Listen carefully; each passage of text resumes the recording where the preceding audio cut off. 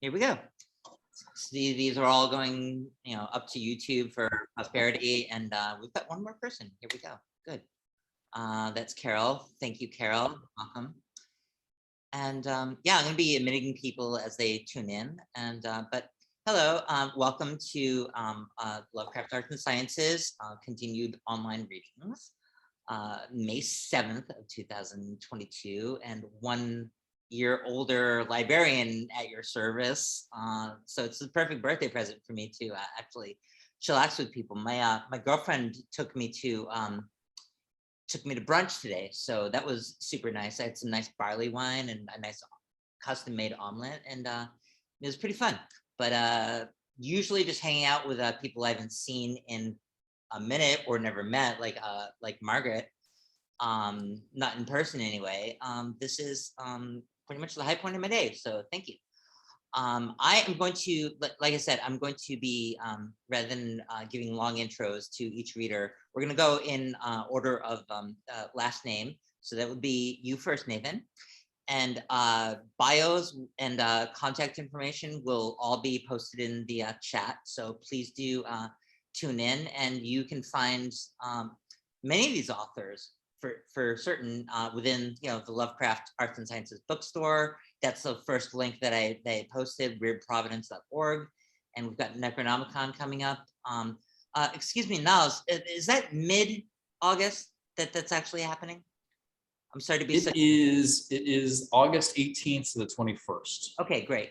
So it is pretty much there. Okay, great. All right. Well, Nathan, you want to take it away? Maybe give us a brief intro of what you're about to read and how it, the context of the story, just like in a very general way, or as elaborate as you'd like to go. So I'm going to climb up and let you set off the festivities. So thank you.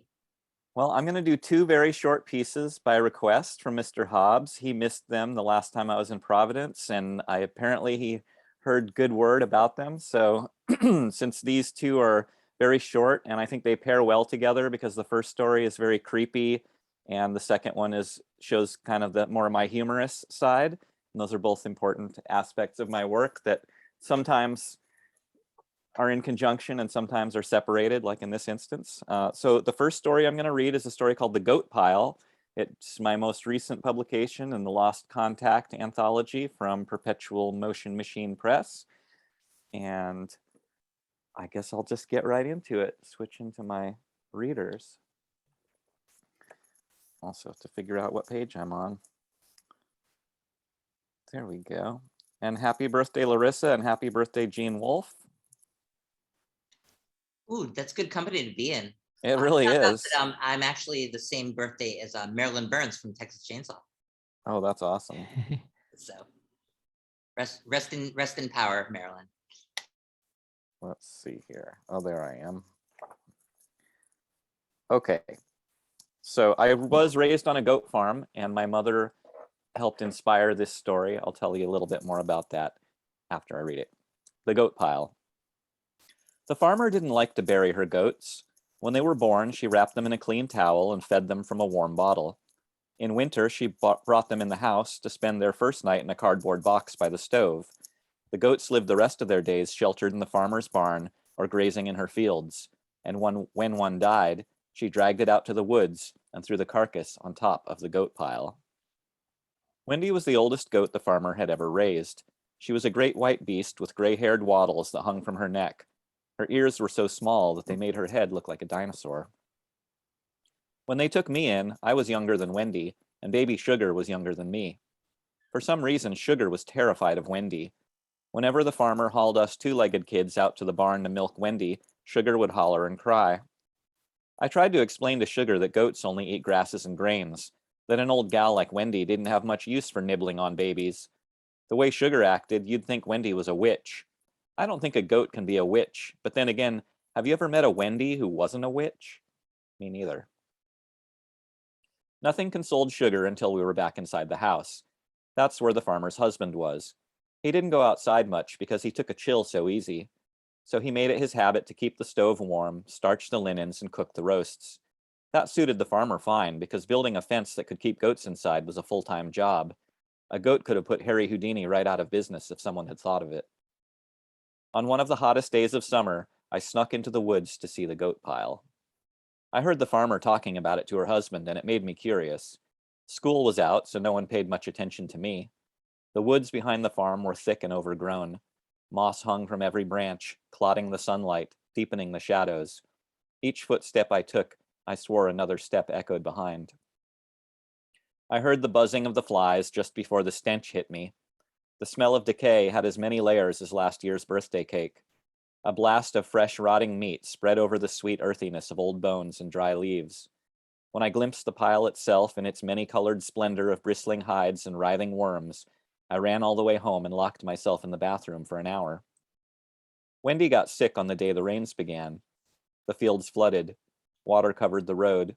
The school buses stopped running unless you lived right close to town. I could hear old Wendy bleating in her death throes. The farmer stayed with her all night, but it still wasn't over. I shivered under my blankets. Sugar giggled from the crib. Sugar, I said. That ain't nice. The next morning we woke to the sound of a single gunshot echoing out of the barnyard. Wendy was so heavy that the farmer's husband bundled up and went outside, never mind the weather. He helped prop the body into a wheelbarrow. Inside the house, baby Sugar got real quiet. All any of us could hear was the pattering rain coming down for days and days. Some rains are cleansing. This one just turned everything into running mud. I told myself that I wanted to pay my respects to Wendy, but really I just wanted to see the goat pile once more in all its glory. Wrapped in a wool blanket, I slipped out the back door and followed the sound of that creaking wheelbarrow. The puddles were spreading out to reach each other. We had to weave around them. Seemed like something in those little lakes might grab our ankles and drag us down into the muck. At the last bend, I clung to a withered tree. Its bark soaked up as much rain as it could. The rest ran down to the ground like blood from an open vein. I watched the farmer and her husband tip the wheelbarrow on its side and drag dead Wendy on top of the heap. The flies were hiding out and waiting for the sun. The rain covered up the smell. The clouds cut off the light to make the pile a mess of black shadows, twisting bones, and grinning goat skulls. Seeing Wendy's head with that single bloody bullet hole between those cloudy eyes left my feet frozen. My teeth chattered in rhythm with the rain. Night crept up on us. Each second grew darker. The farmer's flashlight beamed into my eyes, blotting out that horrible scene. She was shaking me, but I couldn't understand what she wanted. Then I saw her husband running for the house, and I made out the word they were screaming. Sugar. There was a lot of arguing about who was supposed to be watching baby Sugar. The farmer's husband was to blame. I was to blame. We were all to blame. Nothing changed in the rain, though. The creek kept rising higher. Sugar was nowhere to be found. By the time emergency services could get out to our farm, the banks had flooded. Our house was like an island.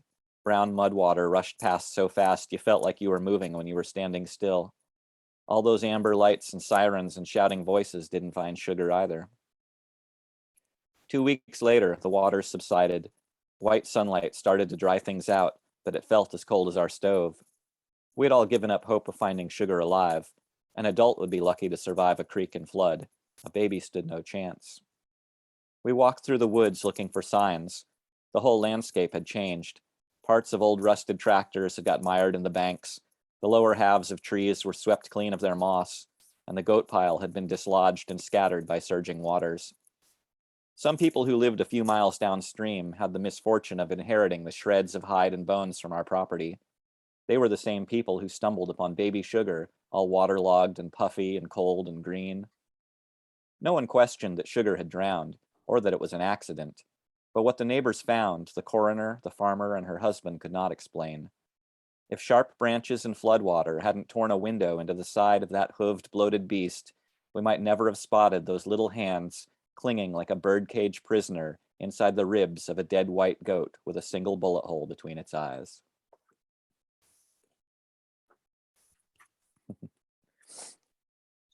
That's The Goat Pile in Lost Contact from Perpetual Motion Machine Publishing. The other story I'm going to read was a really fun one to put together for the Forbidden Futures comic magazine, edited by Cody Goodfellow and with art by Mike Dubish. I was provided a single image and asked to write a kind of a flash piece based on it. This is the image I was given with this really wonderful Elvis Cthulhu mashup. And so I wrote King C. Here, I better pop my collar for this one.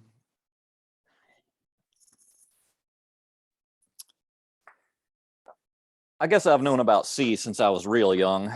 Plush toys, cartoons on the boob tube, those ski masks with the yarn tentacles that say, I gave up on sex with other people years ago.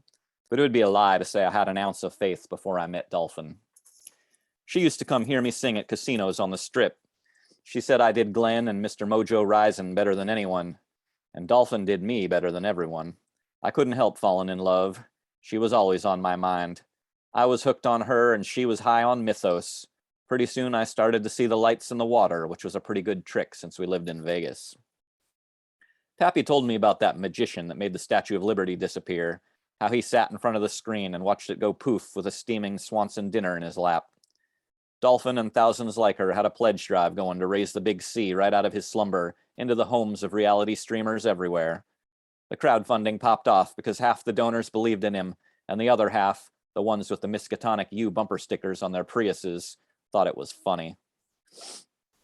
They wouldn't have been laughing if they knew what was coming. Dolphin moved into my penthouse. I was wrapped around her finger. We knew this event was our big shot at those 15 minutes that only come once in a lifetime. Or is it 4 times an hour? I forget. The problem was that everyone wanted that spotlight to shine on them. We needed an edge.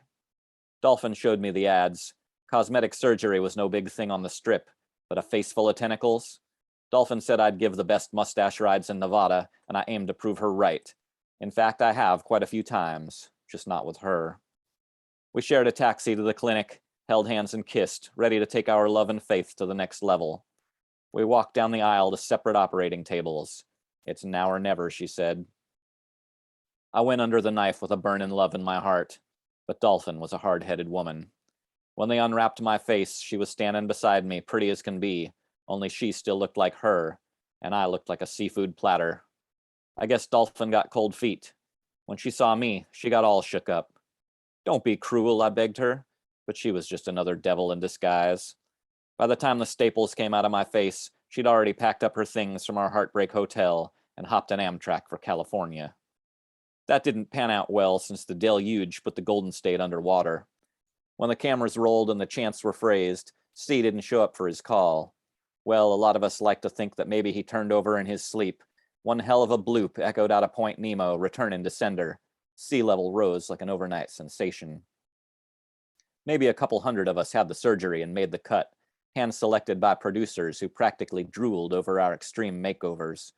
After the show was over, the sun still shined. The world kept turning. If you think getting a job is hard for someone with facial tattoos, well, let me tell you what a bitch this was. Lucky for me, only a couple dozen of the faithful had musical talent, and we all know that mythos rock is always a pretty limp imitation of the real thing. The only guys that really made a go of it stuck to death metal. That gave me a monopoly of sorts on the blue-haired buffet crowd. My agent helped me distill the mashup, the music of the king and the majesty of C. It was too dumb not to work. Just when tickets on the Carnival Cruise subs started selling out, Disney California opened up like some bona fide trip to Atlantis. Well, let's just say I haven't collected a fun employment check for a few years. Sometimes when I'm singing Suspicious Minds, I'll look out the bay windows thinking maybe I'll catch a glimpse of her body drifting in that seaweed that sways all dreamlike in the fronds of palm trees lining the ocean floor. The rusting graveyard car lots and the sunken stadiums remind me that the end is nearer than we think. Here's the thing. C's been stuck on the porcelain throne of Earlia, pushing out a peanut butter and banana sandwich the size of Memphis for eons now. All things must pass, but some things pass slower than others. No disrespect intended, of course. I personally have worked my way through the wheel of time on the shitter, so I have some concept of cosmic magnitudes. Maybe C's gonna sleep for 10,000 years, or maybe the big hunk of love's planning his oft-prophesied 2068 comeback. All I know is that somewhere in that Pacific apocalypse is my Dolphin singing the unchained melody that I hear on the crashing waves in my squid-faced jailhouse rock and roll dreams. Thank you very much.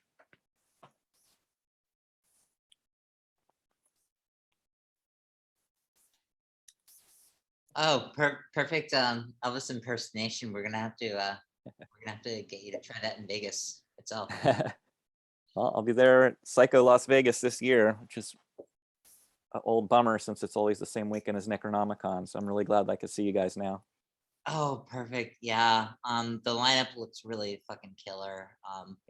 But I of course won't be able to Yeah. go to that because oh geez, yeah. If I could be cloned, it would be only for that. That's what I need. I know, right? We can all be cloned for every and have a bottomless finances. So Right. there we go. Well, let's see. I don't see Usman yet. So, Catherine, do you mind if we head on over to you next? Sure. Nathan, did you have anything else you wanted to? I know you said you wanted to talk about both stories after. I wasn't sure. I didn't want to butt in before you had, said what you wanted to say. Oh no, I mean, I think that's pretty much covers it. It's cool. I guess the only thing I would say about the goat pile is that my mother, who is a goat breeder and once upon a time a judge that would get flown national competitions, she had a goat pile in the woods because she figured it was better to let the coyotes and other wildlife have the carcasses than to bury them. And there was a year where there was a flood and all of a sudden the pile was gone. And I just imagined for years, like, where did they end up and who was the recipient of that and what were they thinking? And so I turned it into a like I like to do, a worst case scenario type story. No, it was great. I loved it. Thank you very much. So I am recovering from COVID still, so please pardon me if I'm a little scratchy still and a little nasally. I'm going to read a story called Passionate Beasts that was in a anthology that unfortunately was online only and is no longer available. And I'm just going to read part of it, but if you want to read the rest of it, if you message me, either I know Larissa's going to put our information up. I will send you a PDF copy of the story and you can finish reading it. All right. Benjamin taught Rowena how to change their skin into that of beasts, and so they spent their first night as prowling cats. They ate squirrels as fine delicacies, whole and hot and raw, if fine also meant devouring them in one bite, tail and fur and all, into Roe and Ben's hungry, glistening mouths. Rowena was delighted with the way the blood squished against her incisors, how the hot gush of fluid felt against the roof of her ridged mouth, and the rush of heat as it slid into her belly, which was a void of ravenousness and thirst. The fluids were thick and salty, the same temperature as her body. The protein and sugar from the blood was a bloom of mental clarity behind her eyes once it became part of her. Ro crushed the body of a chipmunk in her jaws and felt the spark of life leave the tiny corpse and enter into her. A flood of euphoria and energy as good as any orgasm, as she stared at the sliver of moon behind the trees and felt more alive than she had in years. When they got to the top of the hill, Rowena nuzzled Benjamin's face and tasted the salt of his blood-soaked fur against the corner of her mouth. She growled low in her throat and nipped to him playfully, wanting him to understand the lust behind her action, driven by the hunt, to mount her, to bite the back of her neck while he thrust into her in this form. Instead, Benjamin turned away and leapt in the direction of a water source.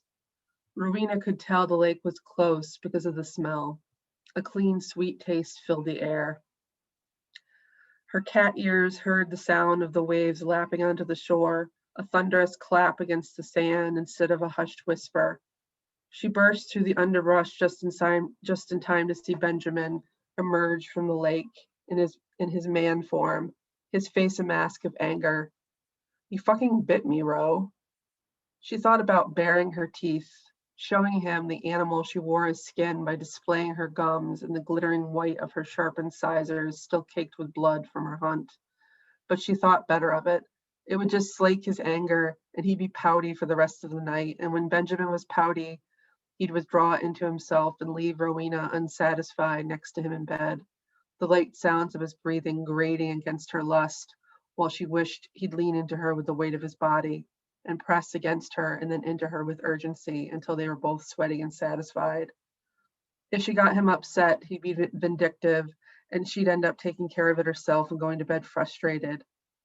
Instead, Rowena waded into the lake and felt the magic slough off and ride atop the water like an oil slick. It dissolved above her, thinning out until there was nothing left. She swam in a semicircle to a clean section of the water and stood, the moonlight glowing against her pale shoulders. What did you say? She rubbed the water out of her eyes and licked her lips, tasting the bitterness of the potions Ben had poured over her. I said you bit me. What the fuck was that? He stood with his legs half submerged in the shallows, hands on his hips. Rowena shrugged and waded back to the shore. She walked past him, ignoring the rocks biting into her soft feet. They weren't supposed to change here. Their clothes were a few yards up the beach. Rowena knew that she must have gotten Benjamin upset for him to change back in a random spot and leave them exposed. She turned to him, and he stood his ground, refusing to head up to shore to their clothes until she answered his question. Water dripped off his body, and he shivered. His cock was a shriveled walnut against a tuft of hair. Rowena felt her agitation grow as the pressure to give him an explanation grew in juxtaposition to his flaccid, shrunken member. She shrugged again. I thought we were going to fuck. Isn't that half the fun of doing this? Benjamin took a step back from her. No, we're not doing that. Is that all you ever think about? He pointed down the shore at where her clothes were, a wordless command that left Rowena feeling as cold inside as she did out. She wished that she hadn't followed him into the lake, that she was still in her warm cat fur prowling the woods. She could chase Benjamin for sport. The thought brought a smirk to her lips that she quickly hid. When Ben turned his back to bend down and rinse off his face in the water, perhaps to get the bitter taste of the potion out of his lips, Rowena thought about biting him on the soft flesh of his shoulder or backside. She wondered how it would feel to sink into that soft muscle, to feel her teeth cut like butter into skin, allowing hot blood into her mouth, over her tongue and down into her stomach, where Benjamin would become part of her forever, just like the forest animals they devoured. Rowena shook her head, clearing the vision, and decided it was it was best to follow the trail to the other side of the beach and leave Benjamin to find his own way back to their clothes. I'm heading back, she said. Ben made a dismissive motion with his hand, and Rowena walked towards the woods into the shadows. She needed a few minutes away from him to collect her thoughts and focus again on being human, unlocking the primal impulsive part of herself, the transformation unleashed back into its cage. If she didn't do it now, she felt like her actions would only lead to a place of strife with Ben once they arrived home. It had been weeks since their last fight, and she desperately did not want to disrupt that peace. The ground in the forest was a soft bed of needles, much better on her feet than the rocks anyway. The smell of loam and pine hit her nose and made the unleashed animal inside her brain purr as it slinked back into the Rowena's id, a shadow beast that wanted to eat and fuck and run. Rowena growled low in her throat as the creature slid back into her subconscious, the throb between her legs a reminder that it was still there, that the night was young, that there were other basal needs to satisfy besides the thirst and hunger for flesh and strife that subsided as the potion slowly left her system. Rowena was almost to the edge of the forest where the woods ended and the shore began when she heard a sound to her left and then again to her right. There was no stillness to the night, especially with the scarce light provided by the sliver of moon. There were deep shadows everywhere, and they all breathed in rhythm with the forest and rustled and shook in a cacophony of small sounds in a theater of movement. Rowena could hear the scratching of leaves and pine branches and the constant milling and scampering of rodents, frogs, insects, and the water lapping on the shore, all of it a cocoon of sound that made pinpointing what she wanted to hear impossible. She didn't need to listen for very long. Onto the trail stepped a wolf, much larger than any dog Rowena had ever seen in person. It was completely gray except for a white patch of fur on its chest, It approached her tentatively on legs that were heavily muscled, the shoulders rounded and taut to jump and strike. Rowena raised her hands in the air, not knowing what else to do. "I'm not here to hurt you," she said, trying to convey gentleness in her voice. She wished with every cell that she was still a cat, that she hadn't changed with Benjamin. She'd been so stupid to walk through the woods alone. Rowena licked her lips. "I'm just trying to find my way through the woods and get back to my stupid boyfriend. Please just let me pass. Let me go home." The wolf sniffed at her, then came closer. It was a beautiful beast, and Rowena wanted to reach out and touch it, to run her fingers through its soft fur. Just as she stupidly extended her arm, the wolf growled. It was a terrifying sound, low and threatening. She froze and retracted her hand, wondering what she'd been thinking. Then the wolf raised its hackles and leaned its head down low and bore its teeth. Just as quickly as the beast became aggressive, it was peaceful again, licked its chops and turned around and trotted back into the forest and disappeared. Rowena blinked, not knowing if she should be insulted at the sudden loss of interest or if she should feel fortunate. She knew she shouldn't want to see the beast again, but she did. Rowena watched the spot in the woods where the wolf had slipped away until she was sure it wouldn't reemerge, and she said a prayer to her goddess, thanking her for the protection. Rowena found her way to the shore where Benjamin was already dressed and waiting. She whispered in his ear with a wicked grin, her full lips brushing his neck.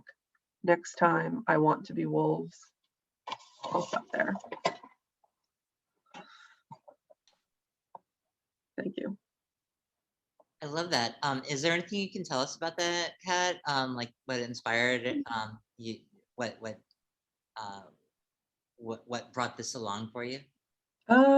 So I was thinking about, about relationships. I read a lot about relationships, both romantic and familiar, relationships. And I was just thinking a lot about how sometimes when we're not happy in a relationship, we let certain energy kind of carry us away. And like, what if that, energy was kind of supernatural? And I kind of just went from there. That's awesome. I love that. It was very it's been a while since I heard you read, so it was really immersive. So I'm Thank you. Yeah. Hopefully, more to come. More to come. Bonus horror points for the shrinkage. I was like, oh, I forgot I put some of the stuff in here. It's like, oh, okay. Oh, I'm glad everyone enjoyed it. Well, it is compulsory. Okay. All right, perfect. Well, I think we've unfortunately, one of our 4 readers, I don't think has shown up yet. So, Margaret, is it okay if you continue along? Would that be all right with you? Yeah. I was going back and forth about whether I was going to read a story about someone fucking a ghost. Do it. Well, the problem is it's 4,000 words long, and I would only be able to read half of it. And so I think I'm going to read a story I can read the whole story of. But which is a different. It fits in less with what you just read than the other story I could be reading. I'm sorry for that. I also lived next to a creek for the past several years, and we would have regular floods that were getting worse and worse because of climate change. So Nathan, your story resonated with me about the weird shit that comes down creeks, and just like, I don't know, they were pretty monstrous, the floods that we had to deal with. This story is called The 37 Marble Steps, and I believe was originally written by my father, but I rewrote it from my memory of my father's story, because my father also is a storyteller and fiction writer. I grew up near the foothills of Appalachia, and there's something to these forests. The trees themselves aren't old, but the mountains are old. The mountains are old and battered and smoothed over. And what is forest but the outbursting of life come up from the land? The trees themselves are not old, but the forests are old because these mountains are old. I grew up near the foothills of Appalachia, and I remember when the Blair Witch Project came out, set close to where I lived. It didn't surprise anyone. Like, yeah, the movie is a work of fiction, But there's something to these mountains and these forests. There's still something there, something that the movie drew from. My father told me this story when I was a kid. He told me this story under the boughs and the stars, and it's not something I'll ever forget. The next day, he took me to the place it happened. He took me to the marble steps. There are 37 marble steps in the middle of the forest, far from any road. The steps climb steep and twisted up from a seasonal creek, up to a tiny concrete foundation peppered with stones. There's no house there anymore. There is, however, a crack in the foundation. The crack is narrow and long, and underneath there's nothing, not soil, not rock, just nothing. You shine your flashlight through that crack and you see nothing. You slide your skinny arm through that crack and you feel nothing. You drop a coin through that crack and you hear nothing. I tried all those things. There was a house on that foundation years ago, years before my father was born, probably before his mother was born, maybe before her mother came over from the old country, fleeing persecution. I couldn't tell you when exactly there was a house on that foundation.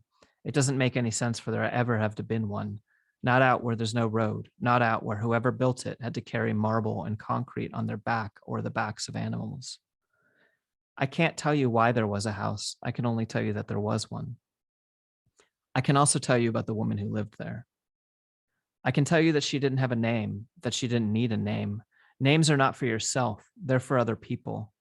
You live alone in a house in the woods at the top of the marble steps, and you don't need a name because no one calls you anything. The people from the nearby town, they just called her the woman who lived in the woods. This woman lived alone, and she was ageless, like all women who live alone. She lived only 5 miles or so from that nearby town. That town is gone now, too. It probably had a name, though I don't know it. The woman lived close enough that people hiking or hunting in the forest saw the smoke from her chimney and saw some of the light in her windows. Sometimes people even saw her herself wandering the forest.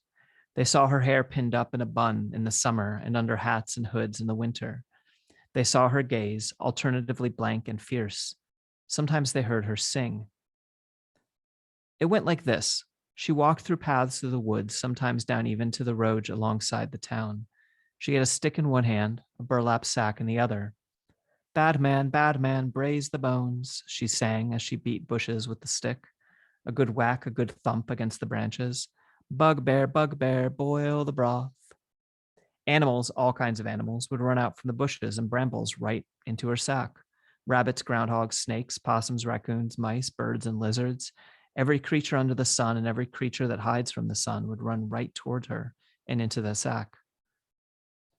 Once it was good and full, she'd twist the end closed, lift it like it weighed nothing, and beat the bag with the stick until the squirming stopped and the crying stopped and everything inside was dead or willing to pretend. She'd throw that bag over her shoulder and walk away, whistling now instead of singing. That same tune. I know the tune, I could hum it to you, but I don't know how to write it, so maybe that tune will die out one day, and maybe we'll all be safer when it does. Dogs went missing sometimes around that town. Cats, too. Lambs and calves and chickens. Never children. One reason people in the town put up with that woman as long as they did is that whenever a child went missing, they'd wind up back at home, right in their crib, not crying, the blood of berries tinting their lips. One day, a little girl, not yet 7 years old, got swept away by the river. Surely she'd drowned, the parents thought. The whole town thought. That night, she walked up to her own house wearing a burlap dress, her hair brushed and braided, her belly full. She didn't say a word about what happened, but everyone knew that the lady with the bag and the stick was watching out. It went like that for generations. Was it the same woman? No one could tell. Bruno, Bruno, bake the bread, she sang. Boatman, baste the bear. A good whack, a good thump, and she had the animals, and off she went on her way. Never said a word to a soul. This was fine, and this was good, and no one in town thought too hard on it until one day it wasn't fine, and it wasn't good. People mostly want to let each other alone, and that woman wasn't hurting anyone. A boy came up in that town, and he became a man while he was at school at a nearby city.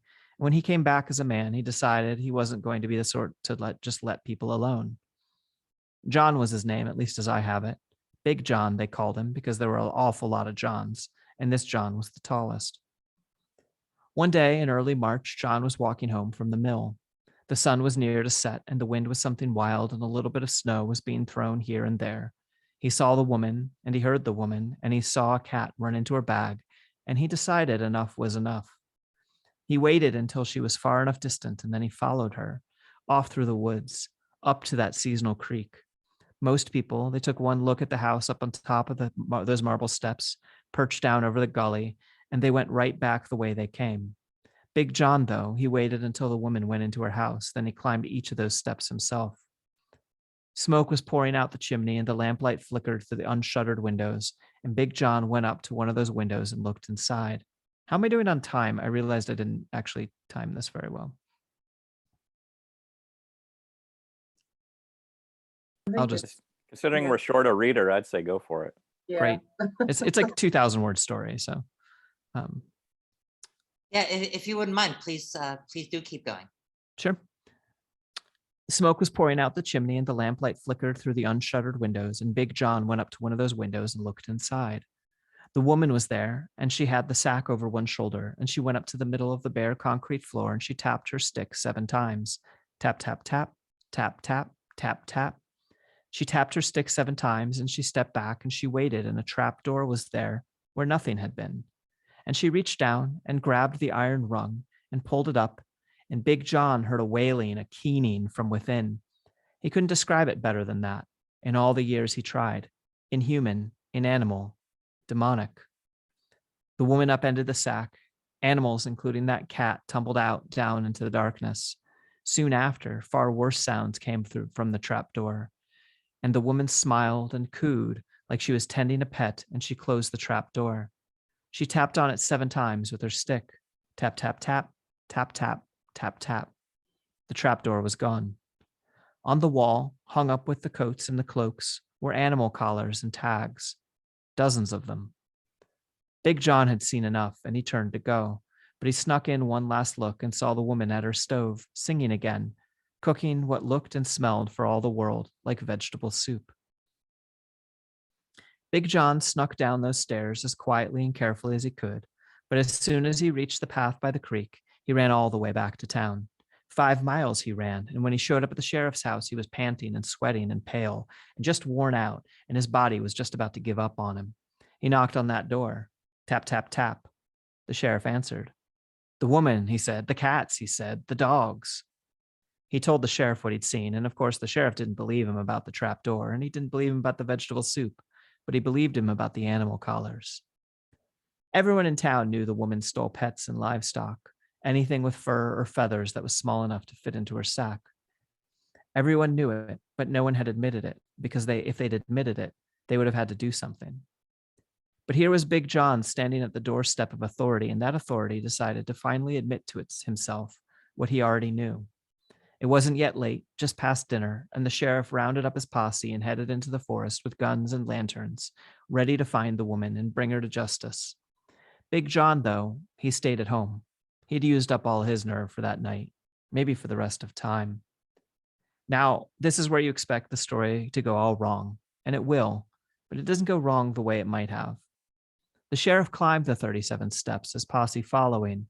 He showed up at the woman's door, banging with the handle of his revolver on the wood. Bang, bang, bang. The woman answered, and the sheriff arrested her, and the posse tore apart the cabin looking for contraband.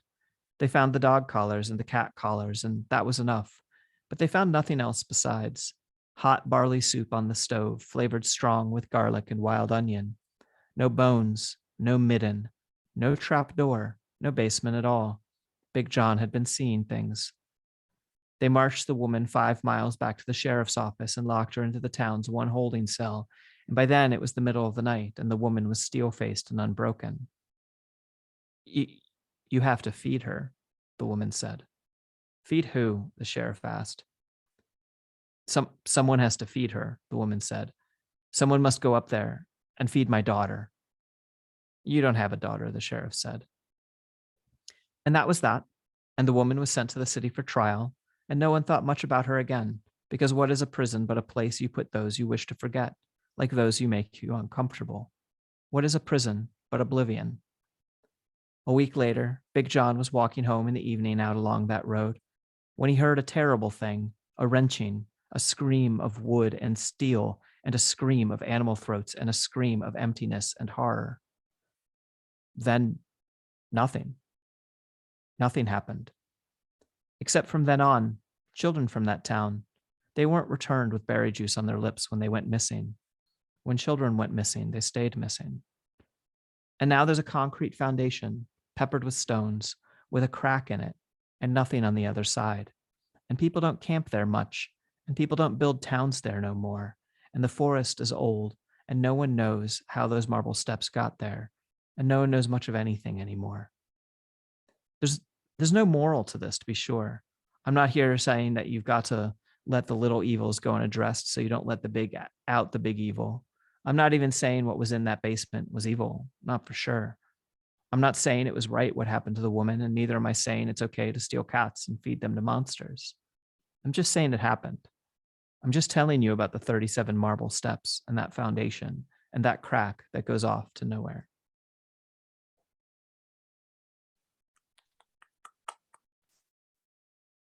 Thanks. Yeah, that's hella creepy. I'm sure you hear that all the time.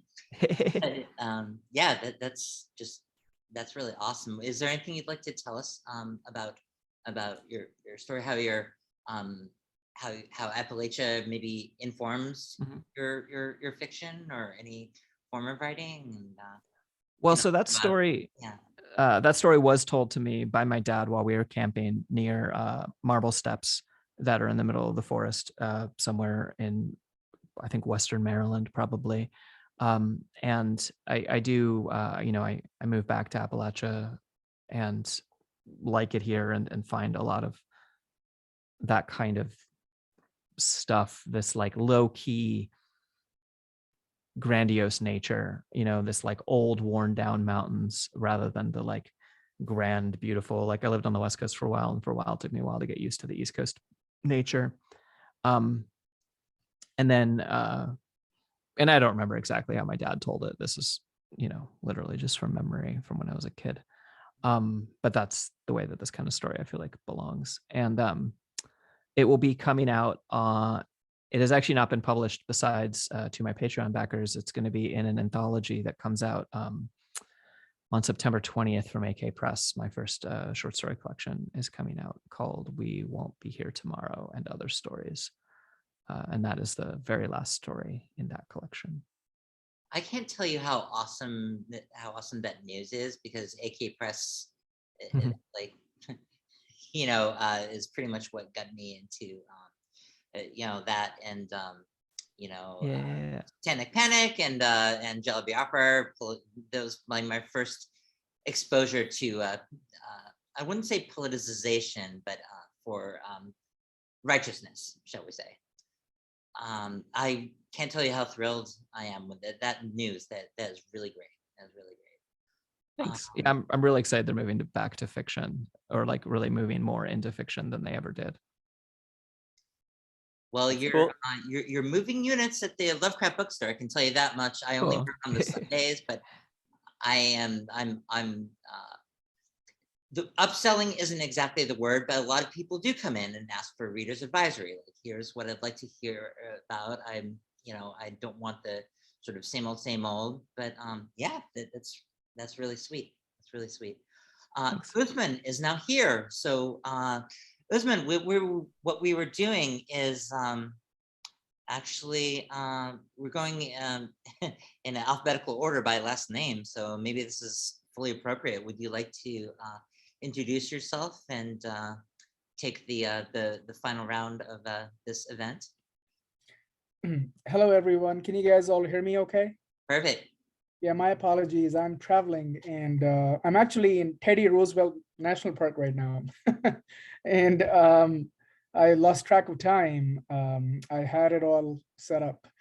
But my name is Usman Malik. I'm a writer of weird stuff. I have written some short fiction. Today I was thinking what to read from. I think I'm going to read from this story called The Fortune of Sparrows. It's sort of a weird uncanny ghost story. My inspiration for this was Nair Masood and Kelly Link and a couple of other folks in that vein. So here goes. The Fortune of Sparrows. The courtyard of the orphanage was haunted by birds. Songbirds, sparrows, gray hornbills, yellow-footed green pigeons, starlings, crows, every species ever glimpsed in Lahore. Twice or thrice a week, they came in doles and murders and murmurations, sweeping down and carpeting the roof and the walls. To this day, I've not figured out where they came from in such large numbers or why they gravitated to the orphanage at peculiar intervals. Unsatisfactory theories involving magnetism and satisfactory gossip about corpses buried up beneath the old housing were flung about, but no one could explain why on arrival these birds were so quiet. Why they were neither cheep nor caw nor a warbler warble. Hushed, they clung to the courtyard trees, congregated on high wires running parallel to the enclosure walls from one electric pylon to another. It was a sight that gave many a twilight visitor pause when they first glimpsed these silent sentinels, at least until the Muazzin called the Maghrib prayer, and suddenly the courtyard came alive with the sound of bird music, the notes of the melodies in harmony with bird colors. The warbler, the cuckoo, the bulbul, the myna, how they would sing. For a long time now, I've been afraid of birds. But then, living in the orphanage with my sisters, playing ice water when it drizzled, listening to the gurgle of water sluicing off rain gutters into the courtyard's red earth, I was not. I liked them, all us girls did. We picked their feathers off the ground and made garlands out of them. We looked for bird nests in the courtyard trees and giggled when Mano stalked them, his mangled tail bristling, and from hidden corners sprang at the crows, parrots, and pigeons, making the creatures explode skyward in a flurry of black, blue, and green. The color specks circled the enclosure until night crept up from the horizon and took the birds with it. Mano, the wedding cat, belonged to Bibi Suraya, who managed the orphanage's affairs. Mano was old and two-colored. Neha used to say that was why prescience boiled in his blood, that he was a creature fleshed from opposites and could glimpse things we could not. Angels, jinns, and the ghosts of martyrs walk among us, and everyone knows spirits are fond of cats. Who knew what they whispered in his ear when they floated past him or brushed his fur? And when Mano settled down by the orphanage gate, licking his fur and purring, we knew the Rishte Wali auntie was to come for us that day or night. The wedding cat was never wrong about the matchmaker's arrival. My sisters and I were fond of Mano. We fed him from our plate, but sometimes when the wedding cat's eyes gleamed in the darkness and he slid across the courtyard back arched, the sounds from his throat indistinguishable from the rumble of a motor engine outside the orphanage door, or the passage of something large and ponderous high above the clouds, we weren't so fond of him. Sometimes we wished Mano would run away and not come back. The orphanage was a house of many doors. A long time ago during the British Raj, we were told it was a hospital with two wings that flanked the courtyard. The east wing was the smaller building with limited rooms for dying or contagious patients, as if they were the same. It had a long corridor that ran parallel to the courtyard and formed a semicircle connecting it with the west wing where the rest of the patients were housed.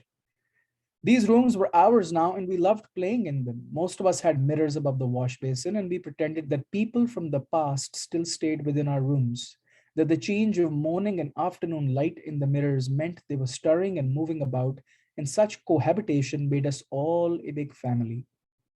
The lives of our family spanned centuries.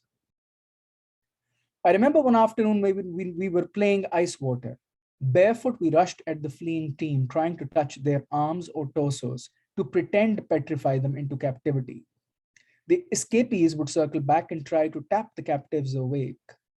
Half of my sisters were already statues frozen by the chasing team, but Neha cheated by hiding, which wasn't allowed. It had rained the night before. The ground was marked with footprints. The trees whispered in the courtyard, and the mirrors in our rooms rippled when we ran past the open doors, and I thought I heard Neha giggle and dive into one of the rooms at the end of the east corridor. I sprinted across the courtyard shouting her name. She giggled again and waved a spindly arm from the doorway. I reached for the corridor and went in after her. No one was in the room. A large wet crow with a broken wing perched on the edge of the skylight. It watched me with red, beady eyes and shook raindrops off its feathers. I whirled, taking in each corner. I remember feeling a sense of loss. Daylight was waning. When I turned again, it wasn't the room I'd entered. Instead of the sparse wooden charpoy, there was a finely made bed with pillows and brocaded quilts, a sandalwood footstool placed at its end. A body-length mirror gleamed beside the bed. The walls were hung with canted paintings whose beauty strangely could not be admired. The moment I leaned in for a closer look, the pictures blurred. I turned to look at the mirror. It was a fabulous piece of workmanship, its edges carved in mahogany with sparrows in flight. The girl in the mirror looked back at me with wide black eyes. She couldn't have been more than my age. Her eyelids were swollen, her lips red, shaped like leaves felled by autumn rain. A bruise flowered from the root of her left ear all the way up her scalp. She looked neither happy nor unhappy. A passing ghost, I thought, gone forever the moment I departed from this strange new room. As I watched, the girl in the mirror leaned back, pointed at me, and began to laugh. The sound filled the room, a cacophony of maddened bird song. She laughed, and the air heated with the laughter, and the skylight darkened with night. A whoosh of blistering air, my nostrils filling up with a bitter smell like charred flesh or feathers, and the girl in the mirror was smoking. Coils of gray-black rose from hair like braids. Smoke ringed her eyes, now orange-blue. She flapped her skinny, crinkling arms, and I cried out and turned, knocking over the footstool, and fled from the room. Later, after I was calmed by Sangeeta Appa and Bibi Suraya with hot tea and a thin slice of buttered bread, I told them about the room and its fiery inhabitant. Sangeeta Appa and Bibi glanced at each other. Was there a stove in the room? Bibi Suraya asked. I didn't see one, I said. She nodded. Go to your room, Bache. Shut the door and get some sleep. I'll tell your sisters not to bother you. Neha came to my bed that night.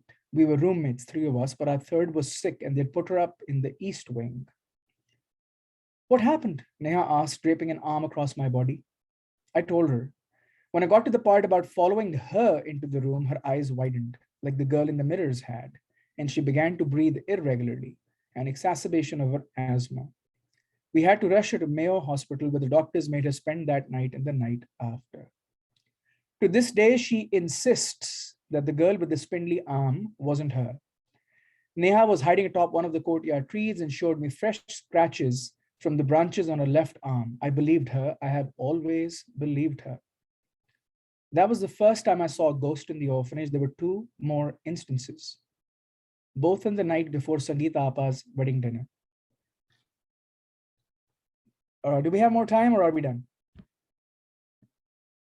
Just want to make sure. You can keep going, Okay. please. Yeah, I'd say keep going if you'd like to. In Story Hour on a Friday, Sangeeta Appa told us the tale of the mythical bird Homa. Persian legend holds, she said, that the Homa never rests. It circles ceaselessly high above the earth forever, invisible to prisoners of earthly time, impervious.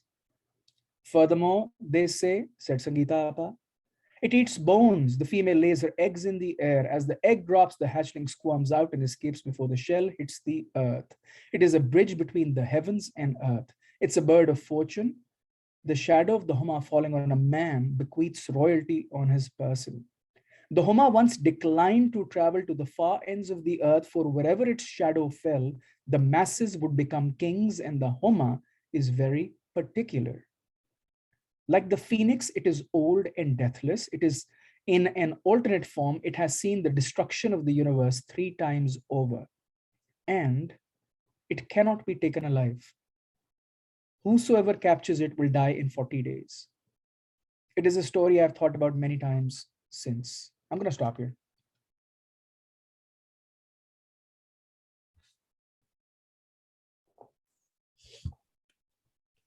That's absolutely wonderful. Thank you. I'm sorry I was about the delay. I was just reaching for my tea across the kitchen there. Sorry about that. We are going to open up the floor for some Q&A if anyone in the audience. We've actually got a pretty good turnout tonight. If anyone would like to or if participants would like to ask anything of one another. So the best of everything. So Can I, real quick, I just wanted to say sort of officially, again, thank you to all of you for joining us. It was great. It was really cool reading. And I think Nate just said this in the chat. It was kind of neat. There actually was a really kind of a cool theme going through the stories. Usman, you missed the stories before, but I think your story actually kind of fits in a really neat way. One thing I should ask and say to you all, if the four of you readers are fine with it, we will be posting the video to our YouTube channel so you can share it afterwards. So if that's good with everybody, all right, great. Just so we have that officially recorded, that'd be great. And then you can share it, whatever. But the stories were fantastic. Thank you all four of you for joining. I think it'll be a really cool set together too. yeah, Niels, you're right. They all shared that common thread of the hauntedness of their story surroundings, and I wish I could evoke that sort of atmosphere. It's really comes from within. Can't be taught. So that's really cool. Oh, we do have a question in the chat. Niels, would you like me to read it off? People can unmute themselves if they'd like to, or request an unmute. But Carol was asking, it's intriguing to have different takes on similar things. Do you each like to write multiple genres? So this sounds like a question for the entire panel. Anyone want to go first? I have no preference. I mean, Let's go. I read from two genres, I would say today, the two short pieces. But yeah, I mean, my stories are based on ideas that I have, not really about genre constraints particularly. I mean, I definitely would say everything I write is speculative, because otherwise it's journalism. Like I do a lot of nonfiction stuff as well, but what I'm most interested in fiction are things that couldn't happen. And so sometimes that leans towards science fiction, or sometimes towards horror, or sometimes it's out and out bizarro. But I'm definitely personally not very motivated to write fictional stories about realistic events, because I'm forced to live in this horrible place as it is. Yeah, I also write. I don't really constrain myself with genres.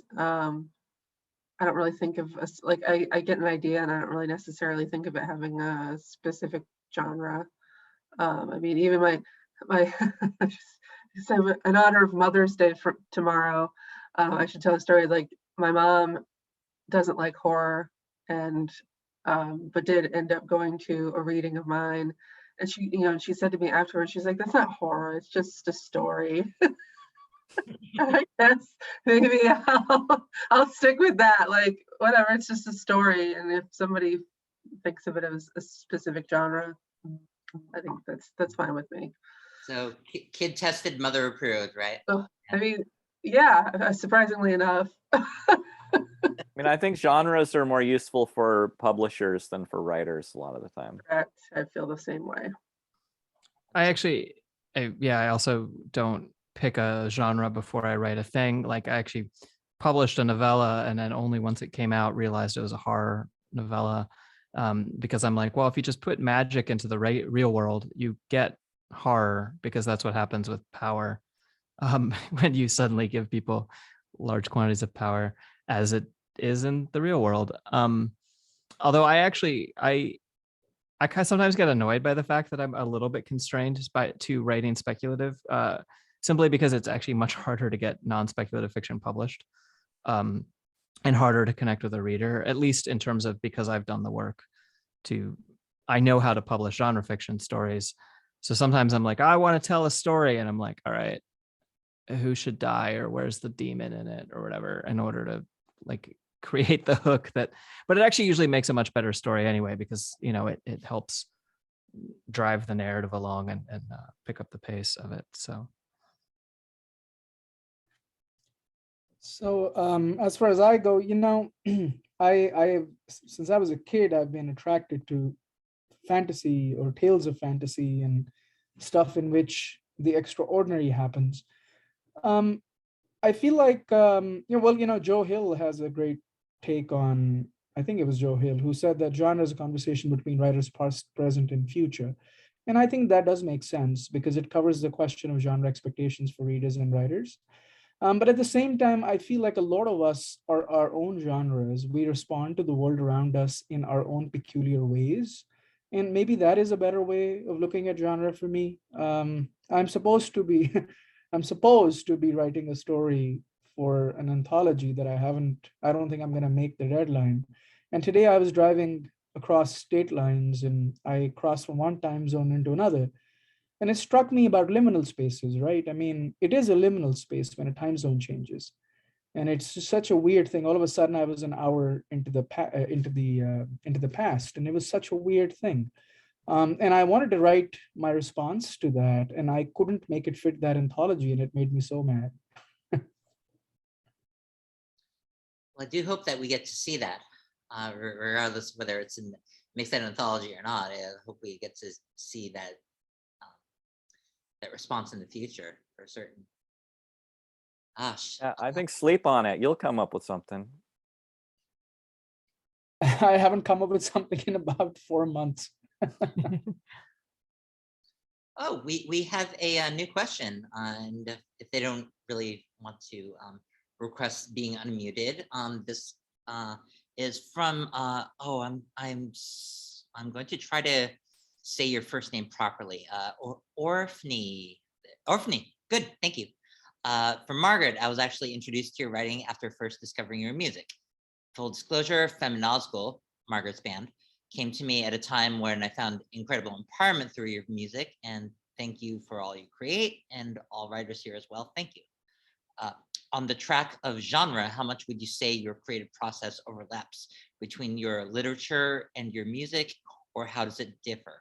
And I'm glad you asked that, Orphny, because I was going to try to nerd out with both Margaret and Nathan. I don't think Catherine can really stand my music, but she's seen me. That's not true. I do like you. Back at Boscone, you know, I have wonderful taste in pulp art. But yeah, let's. But I don't know. Usman, this is my first time seeing you. I don't know if music also plays a role in you know your other forms of writing. So take it away, Margaret, if you don't mind. Yeah, and it actually kind of ties into what folks were saying about how when you have an idea, you find the genre for it, or rather you just do the thing and then it finds the genre. I actually kind of feel that way about mediums. I'm working out of the same pool of raw, creative, void, chaos stuff. And I basically figure out what the best way to put that into, like what particular expression. I have an expression I want to do. Does that work better thematically? Does that work better through music, or does that work better through writing, is what I sit down and try and figure out. And then if I am doing it through writing, what genre? And if I am doing it through music, what genre? Because I also, you know, Feminazgul gets most of my attention, but I also have like dark pop projects and neo folk projects, and I'm kind of addicted to starting new projects. I'm not allowed to anymore. It's terrible. But yeah, and so it's coming out of a lot of the same like themes and world. They absolutely tie into each other. Because it's coming from the, you know, what Usman said about how like maybe writers are their own genre or whatever, you know, like which feels like kind of self-important to say, but I guess this is the thing about being a creative, is that it's sort of like saying that what I have to say is either worth listening to, or at least it's worth making for me, and then whether or not people find it interesting is on them. So Feminazgul and my writing, I think they tie in well with each other. But not everyone likes both, because some people don't like black metal, but do like horror fiction or whatever, you know? I was admiring the BC Rich Warlock over your shoulder. I made it. Oh, that's so cool. Well, then it's a Warlock, but not a BC Rich. Also, Yeah, I've played Feminazgul on my FM radio show quite a few times, so. Fuck yeah. Awesome. Yeah, I'll bet you made the Warlock better than Meridian down in Florida, even. So I was about to nerd out about that as well, but Nathan beat me to it. So I'm actually not very good at making the guitars yet. The other guitar is it's a mountain dulcimer basically. I built it from a kit and then ripped out, only put 4 strings on it and fretted it and strung it like a mountain dulcimer. But I don't play them very well. It's kind of ironic that they're like my Zoom background. Like I'm much better at piano. Mhm. Cool. Kat, would you like to chime in any way? I actually don't think I've ever asked you if you work in multiple forms. No, I am not musical at all, but I do, listen to music while I'm writing. It helps me focus, to have some kind of background stimulation. It helps me to kind of stay in the zone. So, and I listen to, honestly, anything that's thematically appropriate to what to whatever I'm writing. So it changes all the time. That's awesome. Gosh. Usman, is there anything you'd like to say on this front? Multiple forms of art and or Sure. things? Yeah. So well, when I was 20, I used to play the guitar. I was in a band for a little bit. We never went on the road or anything, but we made some music. I even wrote a song a long time ago. It was horrible, but I wrote it. And so it was, kind of into like 70s, 60s rock and soft rock and hard rock and fun stuff like that. But I was never good at it. And I knew that was not my calling. It was my friend's calling who taught me how to play the guitar. So even now I'll strum a little bit once in a while, but that's not my thing. And it does not inspire me the same way as some other things do. In my other life, though, I am a medical doc, so that part does seep into my world. And so it creates that interface where it causes problems and it causes inspirations. And I think about Oliver Sacks, who's someone who's very recently, I'm getting more and more into Oliver Sacks, which I wasn't. I was not that attracted to him a long time ago, but more and more I am, especially since I discovered that Sacks was one of the people who actually worked on autism and recognition of autism as a spectrum, which was fascinating to me. So Nathan, for you, I don't know if I asked you this in depth, but music for you, I mean, you and I are usually thinking in stereo, like our playlists practically merge over each other. But I would say just were you like growing up as a metalhead, and did that inform some of your views and all that fun stuff? I mean, I grew up listening to all kinds of music. I did end up gravitating towards heavy metal as a tradition, in some ways similar to writing genre music or writing genre fiction. I think there are a lot of analogs that I've found between the two. The ways that I think music has influenced my writing are twofold. One is being a drummer for most of my life and in the same band for the last 25 years meant creating a lot of collaborative art that sort of involves a committee. And at a certain point, I was also a journalist for 20 years before that. So I kept my writing chops up, but fiction was something I kind of had done as a personal thing from a young age.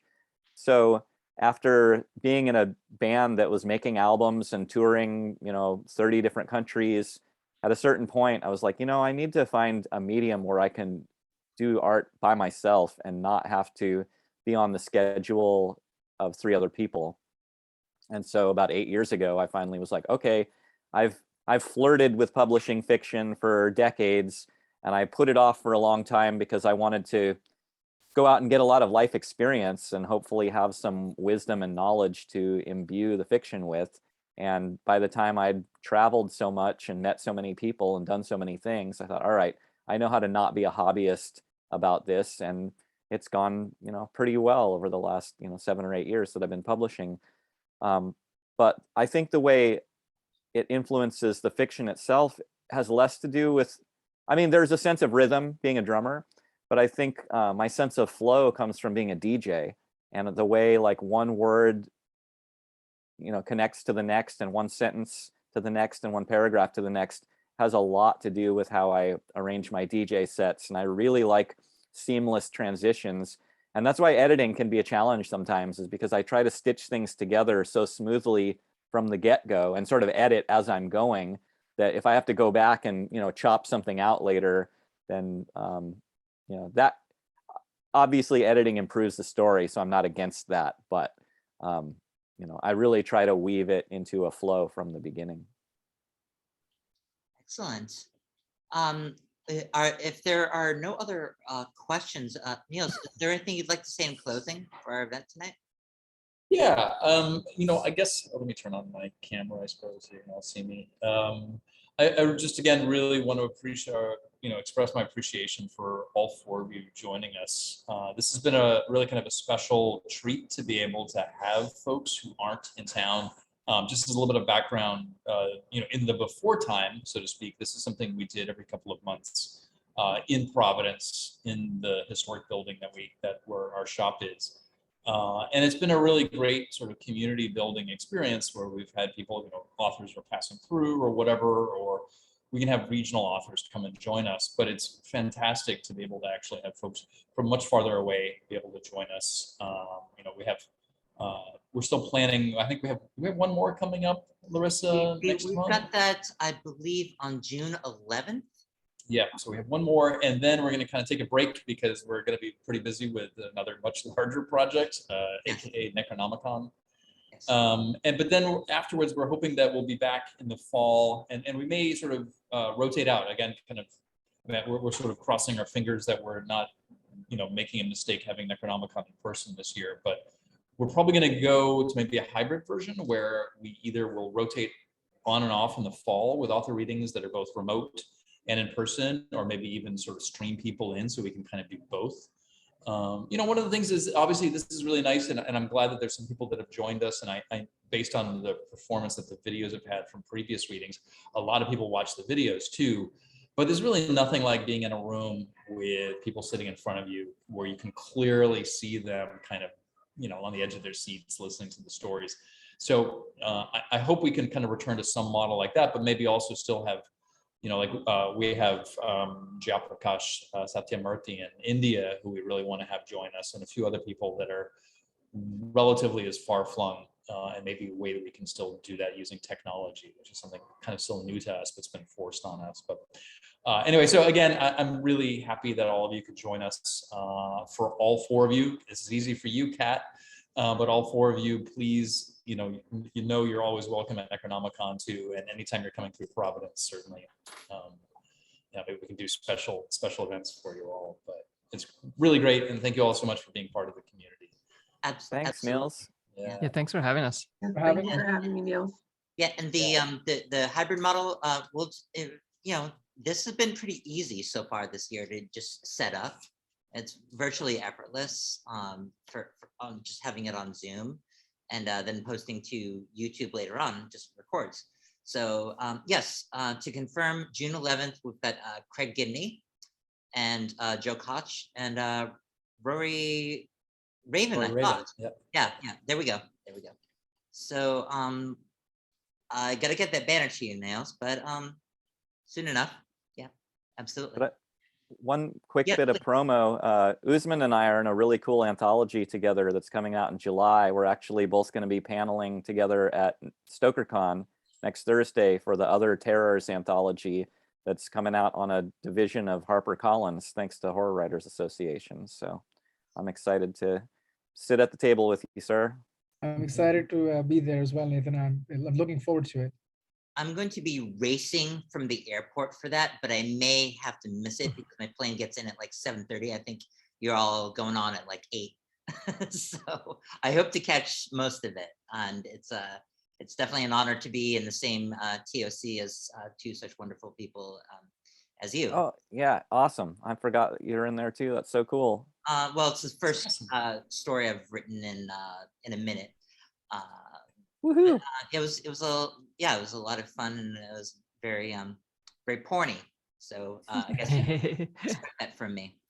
All right. Well, if no one else, does anyone else have anything they'd like to announce for upcomings? Yeah. Do anyone else have anything coming up? Any other projects? Or this is the incentive to do so, I guess, right? You are correct, Neil. I have a new podcast. Cool. I Tell have us a about the podcast real quick. I have a podcast called Cool People Who Did Cool Stuff, and it's available from Cool Zone Media. Anywhere you get your podcast, comes out every Monday and Wednesday. and basically story tell history about rebels and revolutionaries and people fighting against bad stuff. That's cool. Very Oh, cool. thanks, Alaska. We will get that. We will get that. And this will be on YouTube later on, so you can all rewatch and share Fire and Wine. And I think I need some more tea now. So if I think I can't thank you all enough. You made my birthday very special. And let's see. We will. Yeah, all... we have to do one last big happy birthday for Larissa. Happy birthday, Larissa. Happy Thank you so much. birthday. Birthday, Larissa. Thank you, thank you. I'm treating myself to basically a vat of strong tea right now, and then I'm gonna feed my bunnies. So they can't handle the tea. They'll just get some lettuce. So thank you, everyone, and yeah, see you on the flip side, and let's all keep in touch, huh? Take care. Bye-bye. All right, be good, Okay. everyone. Stay safe. Bye. Bye. Bye. Bye-bye.